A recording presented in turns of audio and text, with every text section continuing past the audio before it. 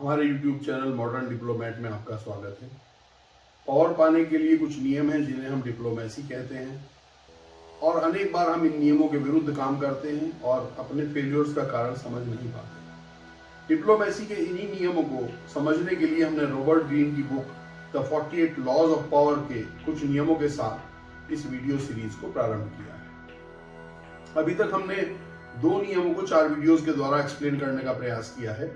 इसमें पहला नियम नेवर आउटशाइन द मास्टर, अर्थात कभी भी अपने अधिकारी की श्रेष्ठता कम करने का प्रयास न करें, और दूसरा नियम always speak less than necessary, अर्थात हमेशा आवश्यकता से कम बोलें। आपने जरूर देखे होंगे और अगर आपने न देखे हो तो इन्हें प्लीज जरूर देखिए, पूरा देखिए और इन्हें लाइक और शेयर करें। आगे आने वाले सभी वीडियोस आपको समय पर मिलते रहें, इसके लिए हमारे चैनल मॉडर्न डिप्लोमेट को सब्सक्राइब करके बेल आइकन पर क्लिक अवश्य करें। दोस्तों, आज हम डिप्लोमेसी के एक ऐसे टॉपिक के बारे में बात करेंगे जिसमें अधिकांश लोग सबसे ज्यादा गलती करते हैं, और वो है win through your actions never through argument. हमारा जो नियम है नया आज का, वो है अपने कार्यों से जीते, बहस से कभी नहीं। जब आप अपने आर्ग्यूमेंट से सामने वाले का मुंह बंद कर देते हैं तो आपको एक जीत का, एक खुशी का एहसास होता है, लेकिन वास्तव में ये जीत विनाशकारी जीत है। अपने तर्कों से सामने वाले की ओपिनियन में जो आप टेम्परेरी चेंज करते हैं, इसके मुकाबले इससे पैदा होने वाला जो एग्रेशन है और जो नुकसान है वो कंपैरेटिवली बहुत ज्यादा होता है और लंबे समय तक बना रहता है। इसकी जगह बिना एक शब्द भी कहे दूसरे को अपने कार्यों के माध्यम से सहमत करना बहुत अधिक शक्तिशाली तरीका है। इस नियम को समझने की शुरुआत करते हैं प्राचीन रोम की एक बहुत रोचक घटना के साथ। दोस्तों, ये घटना 131 ईसा पूर्व की है। म्यूशिनस नाम का रोमन कॉन्सल एक ग्रीक नगर परगेमस पर आक्रमण करने के लिए उसकी घेराबंदी कर रहा था, उसकी तैयारी कर रहा था। उन दिनों दीवार को तोड़ने के लिए किले की या किसी शहर की, उसके लिए एक उपकरण का प्रयोग होता था जिसे बैटरिंग रैम कहते थे। ऐसे एक बैटरिंग रैम को ले जाने के लिए उसे मस्तूल वाले एक समुद्री जहाज की जरूरत थी। एथेंस के एक शिपयार्ड में उसने कुछ दिन पहले भारी मस्तूल वाले कुछ जहाज देखे थे और उसने आदेश दिया कि इनमें से बड़े मस्तूल वाले जहाज को तुरंत उसके पास भेज दिया जाए। एथेंस में जिस सैन्य इंजीनियर की निगरानी में मस्तूल थे, उसने महसूस किया कि कौंसल को वास्तव में छोटे मस्तूलों वाले जहाज की जरूरत है, वो उनके लिए ज्यादा अच्छा रहेगा। और उसने वहां जो सैनिक आदेश लेकर आए थे उनको इस बात के लिए समझाने का प्रयास किया इंजीनियर ने कि छोटे मस्तूल वाला जहाज बेहतर रहेगा और बैटरिंग रैम को ले जाने के लिए इसकी स्पीड भी ज्यादा होगी, इसकी फोर्स भी ज्यादा होगी। सैनिकों ने कहा कि हमारे कौंसल इस तरह की बातें सुनने के अभ्यस्त नहीं है, उनको आपको जो आदेश दिया है आप उसका पालन करें और बड़े मस्तूल वाला जहाज भेज दें। फिर इंजीनियर ने बहस की, उसने अपने डायग्राम्स बनाकर दिखाए, समझाया। फाइनली सैनिकों ने कहा कि आपका एक्सपर्टाइज आप अपने पास रखें और बड़े मस्तूल वाला जहाज आप भेज दें जिसके लिए आदेशित किया गया है। लेकिन सैनिकों के जाने के बाद इंजीनियर ने फिर दिमाग लगाया और उसने फिर वही सब चीजें सोची और उसने अंततोगत्वा छोटे मस्तूल वाला जहाज ही कौंसल के पास भेजा। कौंसल ने जब छोटे मस्तूल को देखा तो उसने सैनिकों पर नेचुरली गुस्सा उनको आया और उन्होंने कहा कि आप जब बड़ा मस्तूल वाला जहाज लाने के लिए कहा गया था, ये क्यों आया? सैनिकों ने सारी घटना का वर्णन किया, बताया इंजीनियर ने किस तरह उनके साथ बहस की और समझाने की कोशिश करी। बार बार इनके कहने के बाद भी बड़े मस्तूल वाला जहाज उसने नहीं भेजा। कौंसल ने कहा तुरंत उस इंजीनियर को बुलाया जाए। इंजीनियर को जब खबर भेजी गई तो उसे लगा कौंसल बहुत खुश होंगे, उसको शाबाशी देंगे, उसको सम्मानित करेंगे, उसको पुरस्कृत करेंगे। जैसे वहां कौंसल के पास वो इंजीनियर पहुंचता है तो फिर से अपने वही सारे आर्ग्यूमेंट्स देने शुरू कर देता है, ये बताने के लिए कि मैंने कितना अच्छा निर्णय लिया। और वो सारे आर्ग्यूमेंट्स देता है, बताता है क्या इसमें अच्छा है, डायग्राम्स बनाता है।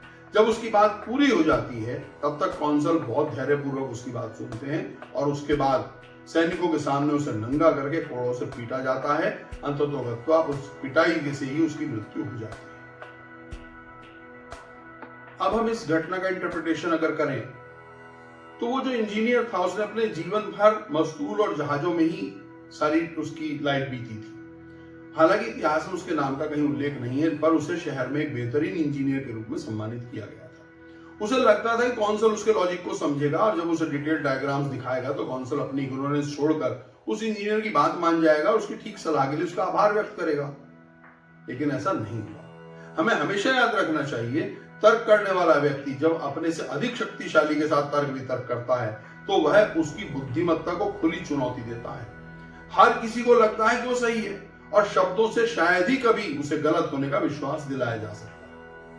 बहस करने वाला व्यक्ति जब घिर जाता है तो वो और अधिक बहस करने लगता है और अपनी कब्र खुद खोद लेता है।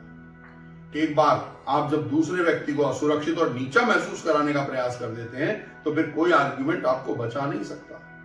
इसलिए आपको हमेशा सावधान रहना चाहिए, अपने तर्कों के सही होने को अप्रत्यक्ष रूप से प्रदर्शित करना सीखें। अब चलते हैं एक और बहुत रोचक घटना की ओर। इटली की घटना है ये। 1502 में इटली के फ्लोरेंस में सेंटा मैरिया डेल फ्योर एक चर्च है, उस वहां पर एक संगमरमर का बहुत बड़ा ब्लॉक खड़ा हुआ था। ये बहुत अच्छा ब्लॉक था, लेकिन एक अकुशल मूर्तिकार ने इसमें एक ऐसी जगह पर छेद कर दिया था जहां उस मूर्ति के पैर होने चाहिए थे और इसके कारण से पत्थर बर्बाद हो गया। फ्लोरेंस के जो मेयर थे सोदेरिनी, उन्होंने लियोनार्डो दा विंची को खुद आकर या अन्य किसी एक्सपर्ट्स को नियुक्त करके इस पर काम करने के लिए कहा ताकि ब्लॉक को बचाया जा सके, लेकिन उन्होंने भी हार मान ली। सभी सहमत हो गए, ये पत्थर किसी काम का नहीं रह गया, इसलिए उस पर जितने पैसे बर्बाद हो गए उसके बाद भी उसको एक चर्च के अंदर वहां पर रख दिया गया।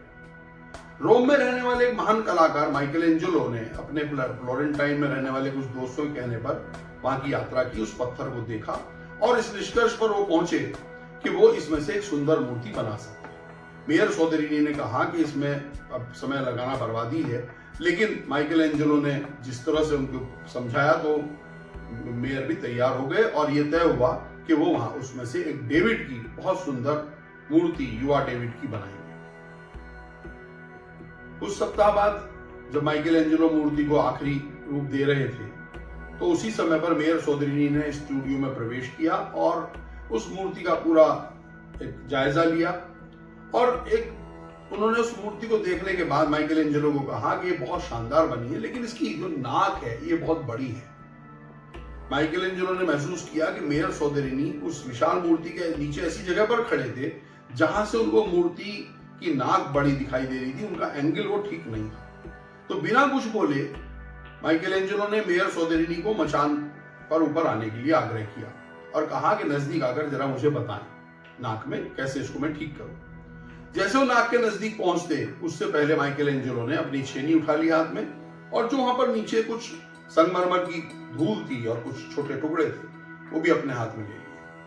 और जैसे ही मेयर सोदेरिनी उसके नजदीक पहुंचे तुरंत माइकल एंजेलो ने अपनी छेनी से उस नाक पर कुछ ठीक करने का अभिनय किया और धीरे धीरे उनके हाथ में जो धूल थी और जो छोटे छोटे टुकड़े थे वो नीचे गिरने लगे, जिससे प्रतीत हुआ कि वो नाक में उसकी शेप में कुछ चेंज कर रहे हैं। तब तक मेयर सोदेरिनी भी उस नाक के बिल्कुल नजदीक आ चुके थे और कुछ देर ऐसा ही माइकल एंजेलो ने अभिनय किया और उसके बाद वो एक तरफ खड़े हो गए और फिर कहा उन्होंने मेयर सोदेरिनी से कि आप अब देखकर मुझे बताइए कि आप ये नाक ठीक हो गई है। अब क्योंकि वो सही जगह खड़े थे तो उन्हें वहां से नाक ठीक दिख रही थी, तो उन्होंने कहा वे नाक बिल्कुल परफेक्ट हो गई है और आपने इस मूर्ति में एकदम जान डाल दी, इसे जीवंत बना दिया। अब हम इस घटना का, इस कहानी का इंटरप्रिटेशन देखते हैं क्या है।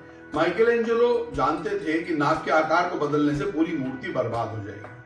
उन्होंने सोचा कि बहस करके ऐसे आदमी को ठेस पहुंचाने से न तो माइकल एंजेलो को कुछ हासिल होगा बल्कि भविष्य में जो प्रोजेक्ट्स मिल सकते हैं वो भी खतरे में पड़ जाएंगे।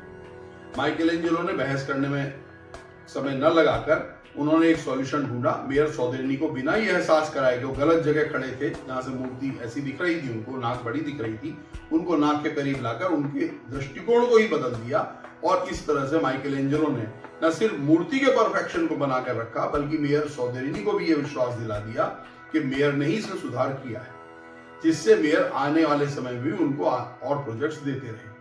तर्क के बजाय कार्यों से जीतने की दोहरी शक्ति ऐसी है कि कोई नाराज भी नहीं होता और आपकी बात भी सिद्ध हो जाती है। अब हम इसके महत्वपूर्ण बिंदुओं को भी समझें और वो ये है कि किसी बात को तर्कों से प्रूव करके जीत हासिल करने की जो कोशिश है उसमें सबसे बड़ी समस्या ये है कि हमें कभी भी हम श्योर नहीं हो सकते कि जिसके साथ बहस कर रहे हैं वो आपके आर्गुमेंट से प्रभावित हुआ भी है कि नहीं। वो हो सकता है आपसे सहमत दिखें लेकिन अंदर से आपसे नाराज हो सकते हैं, या हो सकता है कि आपने अनजाने में उस बहस में कोई ऐसी बात कह दी हो जो जिससे वो आहत हो गए हो। और अनेक बार किसी विषय पर सहमत होने के कुछ दिनों बाद हम अक्सर अपनी आदत के कारण अपनी पुरानी राय पर वापस लौट आते हैं। अब हम एक और उदाहरण देखते हैं। इंग्लैंड के सर क्रिस्टोफर रेन, वो गणितज्ञ थे, खगोल विज्ञानी थे, भौतिक शास्त्र में, शरीर विज्ञान में भी उनको महारत हासिल थी और वो इंग्लैंड के सबसे मशहूर आर्किटेक्ट थे।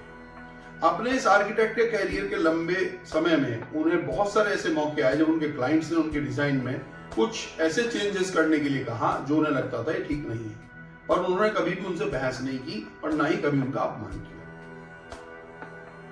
1688 में रेन ने वेस्टमिंस्टर शहर के लिए एक शानदार टाउन हॉल का डिजाइन किया, लेकिन वहां का जो मेयर था वो इससे संतुष्ट नहीं था। वो बहुत घबराया हुआ था। उसने रेन से कहा कि उसे डर है कि दूसरी मंजिल सुरक्षित नहीं है और वो पहली मंजिल पर जहां मेयर का कार्यालय है उस पर कभी भी गिर सकती है। मेयर ने आर्किटेक्ट रेन से मांग की कि एक्स्ट्रा सपोर्ट के लिए कुछ और कॉलम्स पत्थर के बनाए जाने चाहिए।